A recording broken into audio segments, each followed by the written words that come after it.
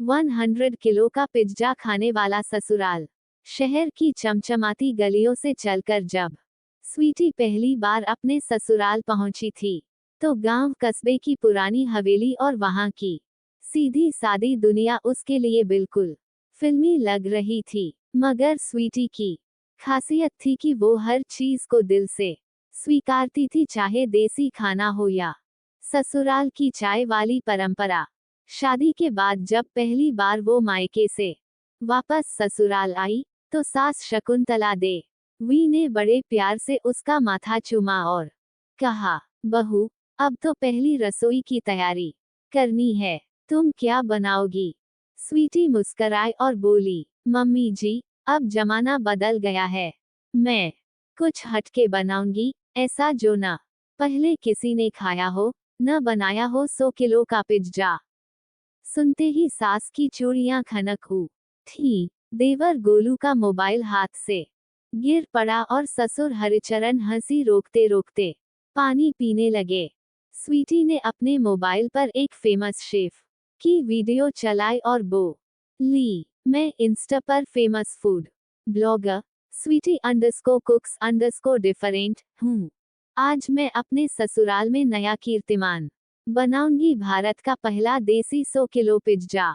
सबने सिर पकड़ लिया। सासू माँ बोली, 100 किलो लो बिटिया, ये रसोई है कि शादी का पंडाल? मगर बहू की जिद तो ऐसी थी कि सबको उसकी योजना में भागीदार बनना ही पड़ा। तैयारियां शुरू हुई। आटा गूंथा गया पूरे 4 बोरे, टमाटर काटे गए 50 किलो, मटर छीली गई 20 किलो, पनीर घिसा गया 25 किलो, चीज डेयरी से सीधा आया 20 किलो का ब्लॉक।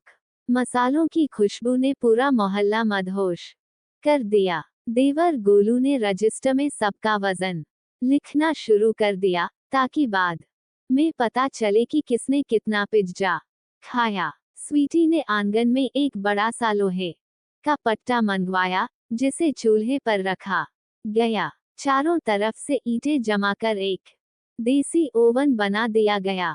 गली के बच्चों ने इसे ससुराल पिज्जा मंडप का नाम दिया।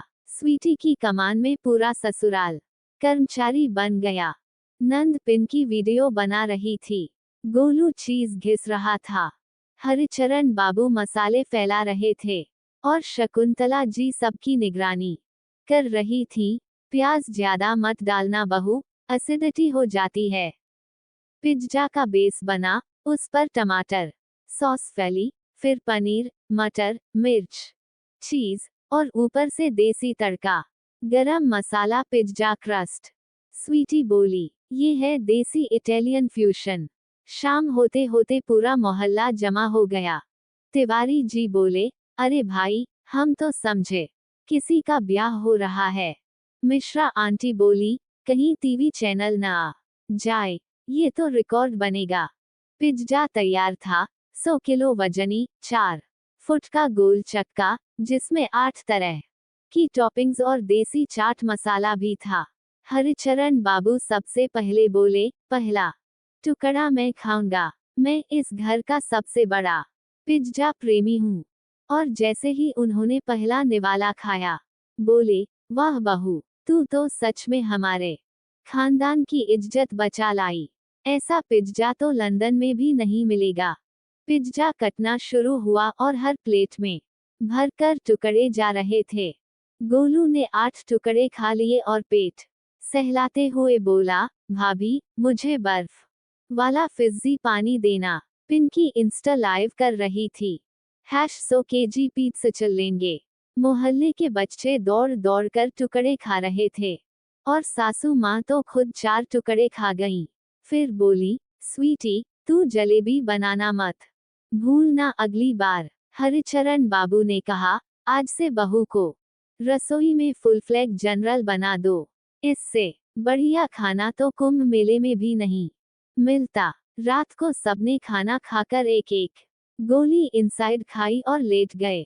मगर बातों की मिठास उतनी ही ताजी थी जितनी पिज्जा की। सासू माँ धीरे से बोली, बहू, कल पड़ोस के पांडे जी की बेटी आई है, उसके लिए कुछ बनाना है। स्वीटी मुस्कराए और बोली, मम्मी जी, अगली बार 1.5 किलो का गोलगप्पा बनाएंगे। उसमें पानी के साथ ठंडाई भी होगी। परिवार में प्यार, हंसी और अपनापन हो तो हर परंपरा आधुनिक स्वाद बन जाती है। पिज्जा चाहे देसी हो या विदेशी, जब बहू पूरे दिल से बनाए तो वो 100 किलो का भी हल्का लगने लगता है।